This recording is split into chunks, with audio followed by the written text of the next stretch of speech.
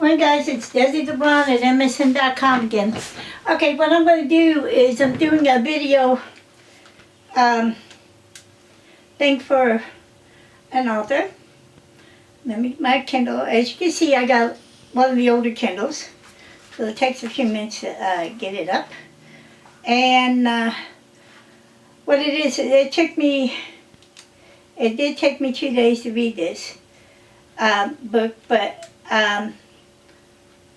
since I've been having so much problems with the internet over here, I'm going to tell you a little bit about. It's called Sacrifice.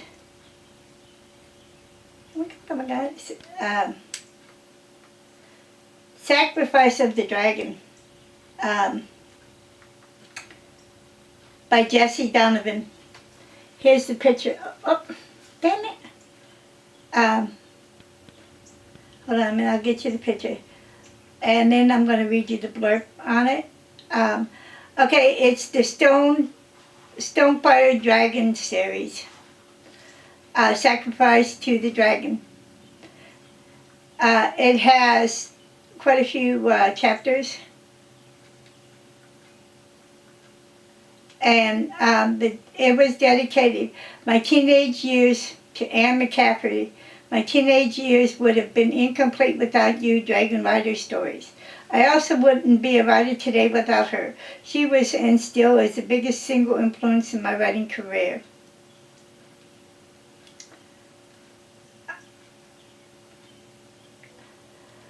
The book is about dragon slayers. Okay, what it is the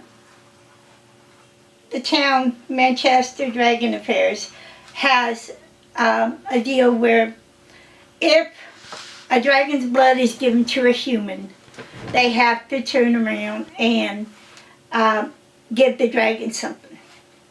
So Melanie Hall, she was a single woman, does not have any kids. She's doing her thesis on dragon slayers. Okay, the dragon slayers are these British or other people that would turn around, and if the dragons are flying, they would try to kill them. They'd sell their scales, they'd sell their heads, they'd sell their blood. The blood on the black market can go quite a bit. What it is that dragon's blood is worth a lot of money, and supposedly it heals humans.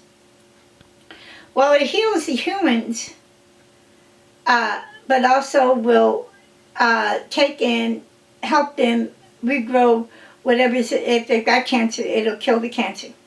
Well, Melanie's brother, they were living in England, and he kept getting sick. He had cancer, and he got over the treatment.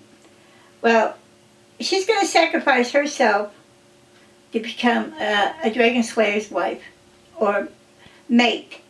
And so Bram, who's the head dragon slayer of this clan, wants to turn around, and she has to go through a big, huge rigmarole. She goes up there, talks to him, does all the tests, and finds out he's equal for her brother. And the thing is his name is Trustin. And so they turn around, and when she goes through all this stuff, she has to talk to different people, psychiatrists, and they are dragons, but they're also humans. The humans are fairly tall people, and they can switch over into a dragon. Most of the men are protectors of the clan. And then what they'll do is the women will have a baby. They will stay with the clan member. Most of the clan guys are good. Some aren't. And some of the women die giving birth. That's the only problem Melanie's going to have problems with. But you see, she's got the smarts. She's got the brains. And she said, I'm going to go through it. She told her mom, her dad. And, you know, she's part British, so she's got a an accent, so they said, you're going to have to do this and do that. And she said, okay.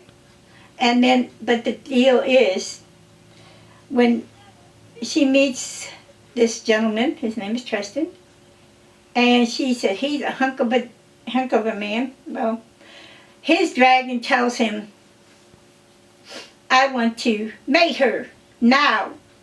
And Tristan keeps telling him, leave her alone, let her get used to us. No, you're not going to do this. No, you're not going to do that. Well, there's a ceremony for Melanie and Tristan. She gets all dressed up by another dragon slayer's wife who has been through it. She's got a level 3-year-old, and there's another lady that's in the cottage.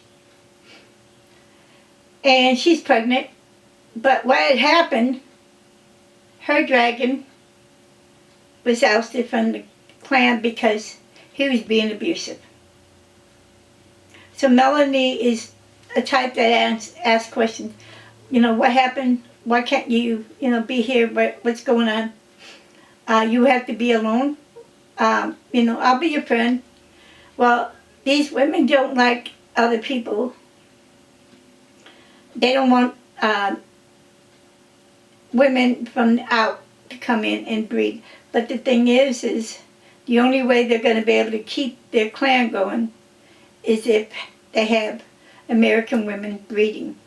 Or not just American women, but any outsiders breeding. And they have to be in good shape to be able to have a baby.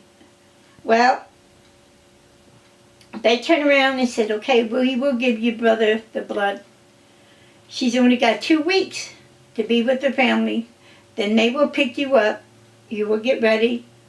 And then we'll have a ceremony. The ceremony is an induction ceremony. So if the man kisses her and his dragon loves her, he will claim her right then and there. Well, when she walked into this hall, it's including everybody in the clan. She was a knockout. She had a green dress on, shoulder type thing where you would have a shoulders thing. And the first thing the dragon says, I want to bite her. Tristan kept saying, shut up. I'll take care of it. Don't worry about it. And Brahm saying, what are you talking about? Well, Brahm is the head master of this clan. He goes, get him under control. And he's talking about the dragon. Okay, the dragon has got his own mind. Here's Tristan. Here's the dragon. He's saying, I want her now. Tristan saying, shut up. I'm taking care of it. Well, when Tristan starts kissing her, the dragon's telling him, I like her arse. I like her arse. She's got some nice tits. I want to fuck her right now. And Tristan was kissing her, and he had to break it because the dragon was trying to take Tristan and go like, all right, I want her arse now, come on, let me have her arse. And Melanie thought, well, I did something wrong. Well, she didn't do nothing wrong. It's just Tristan still hadn't had complete control over his dragon yet. And they've never seen somebody, he called her hot. He said, I've never seen somebody so hot. I want her and she's going to be mine. And that was the dragon talking. He wanted her. But you don't want the dragon to want her. You want Tristan to want her. Well, everything started working out. So what happens? Melanie goes back to the cottage. And, she's crying. She thought, oh man, I did something wrong. And the girls come in and say, no, you didn't do nothing wrong. It's Tristan. He has to trust himself.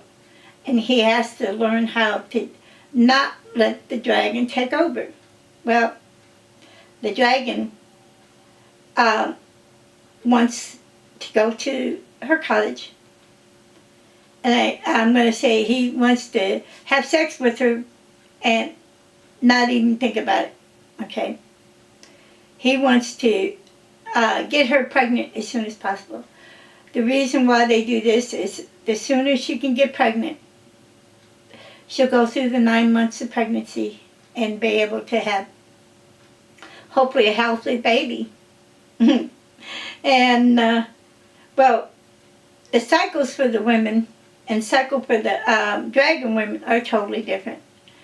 And they did not tell Melanie about a frenzy or anything about.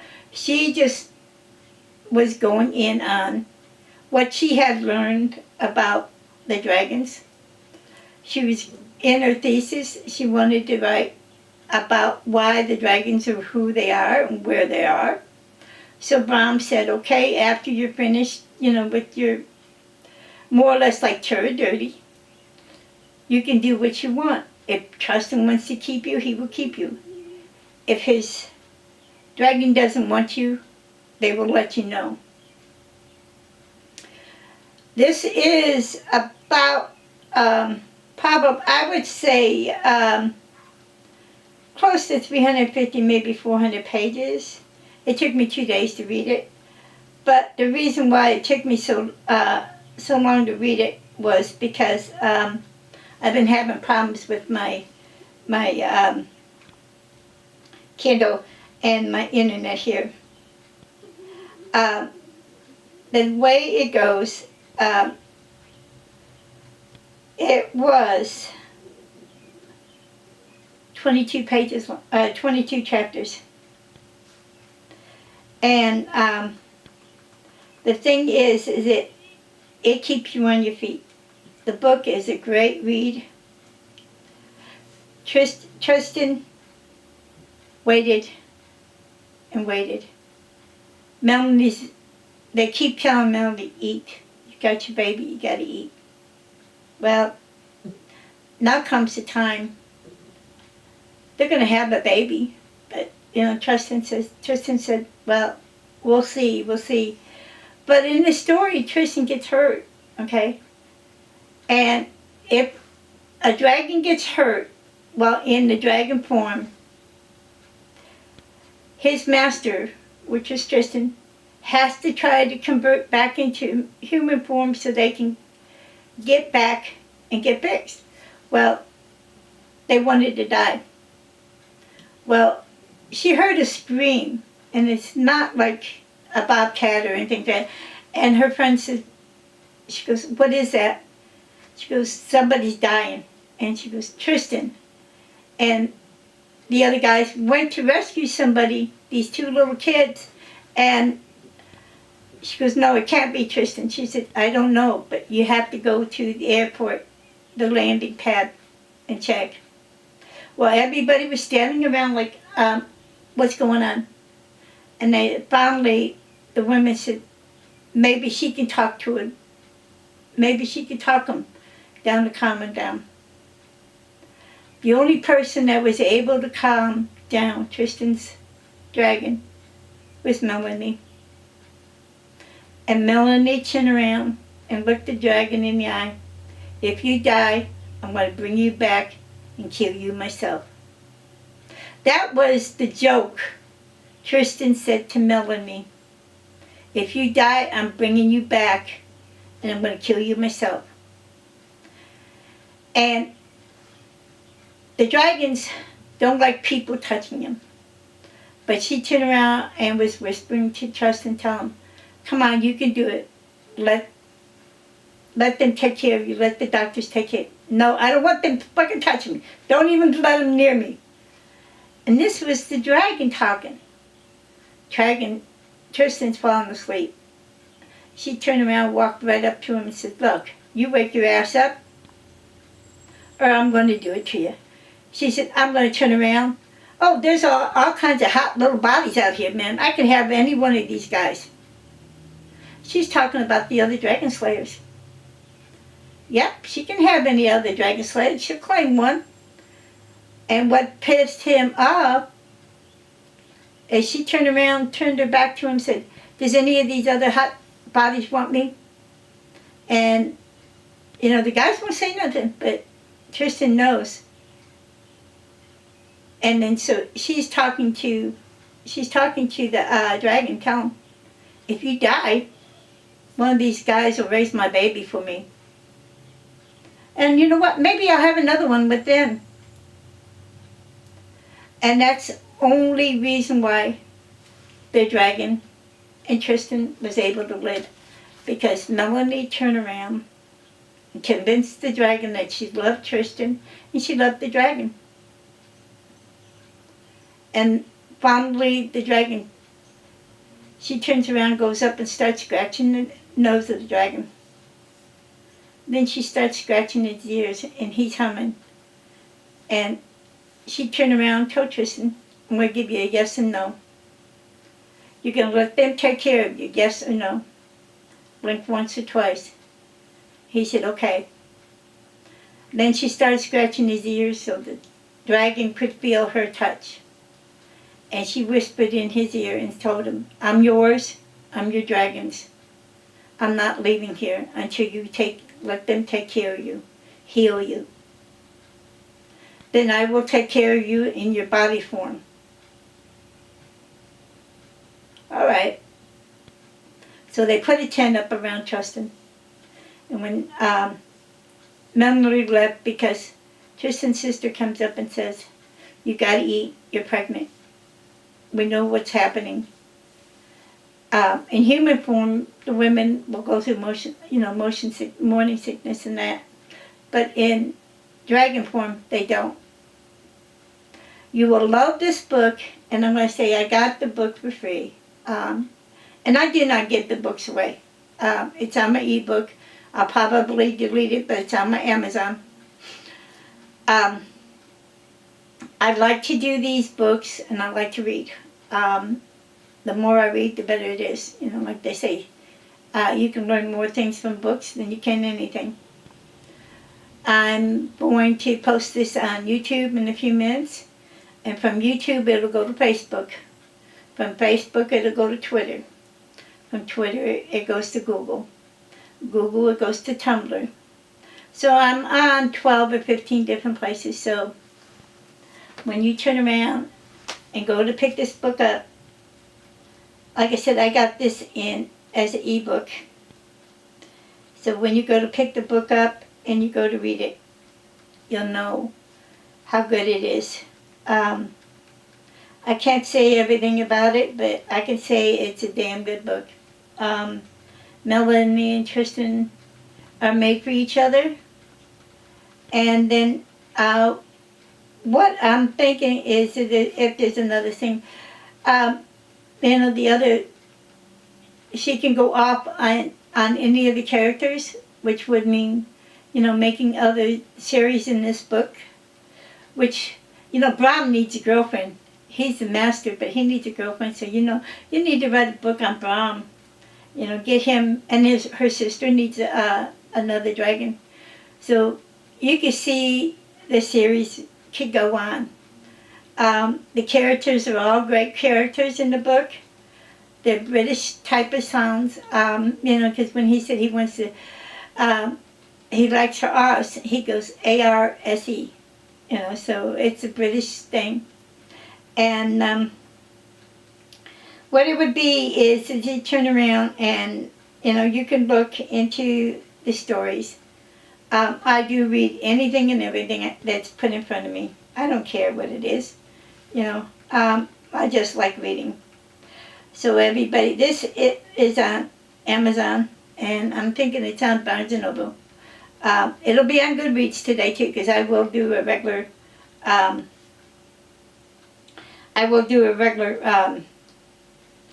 book thing on it, and it's called The Stonefire Dragons.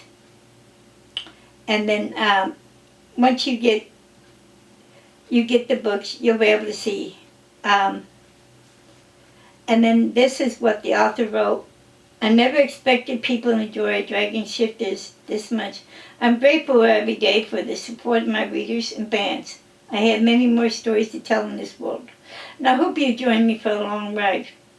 However, I have a lot of help of getting this story out. I'd like to thank a few people. I'm extremely grateful for Becky Johnson of Hot Tree Editing for responding to my, hey, I have a new idea coming. Can you book me in the next few weeks for this awesome story? I'm going to write now.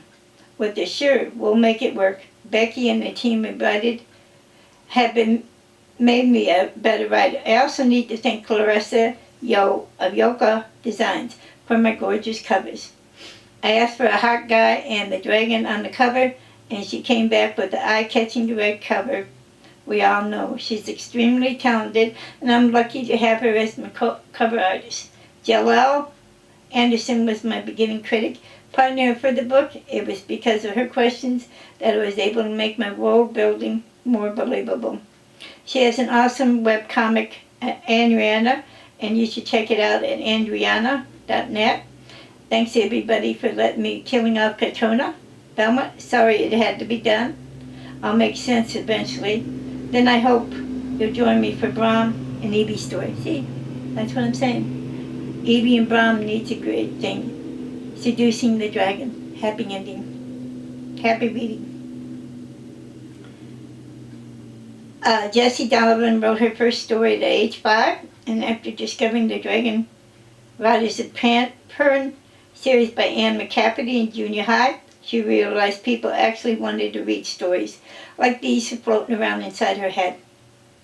From there in and out, she was determined to tap into her overactive imagination and write a book someday. After living abroad for 5 years, earning degrees in Japanese anthropology and secondary education, she buckled down and finally wrote her first full-length book. While the story will never see the light of day, it laid in the world-building groundwork of what became her paranormal romance Blaze of Secrets in late 2014. Officially became New York Times U.S. Times bestseller author. Jessie loves to interact with readers. When not reading a book or trespassing around some foreign country on a shoestring, she can often be found on Facebook, either on her author page or fan group. This book is a work of fiction. Names, characters, places, indicates are either the product of the writer's imagination or used fictionally and resembles the actual persons, living or dead, business establishments, events, or local events. Sacrifice to the Dragon was copyrighted in 2014 by Laura Hoke Cagley, Mythical Lake Press, LLC, second digital edition. All rights reserved. The books and portion thereof not be reduced or used in any manner without the express written permission. So everybody, go to Barnes & Noble, Amazon, and get the book out and check it out. I want to say it'll be downloaded in a few minutes, so I hope y'all have a good day. And this is Desi the Blonde at MSN.com. You know me, I'm on Facebook, Twitter, YouTube, Tumblr, Goodreads, Pinners. So this is all going online, guys. Bye.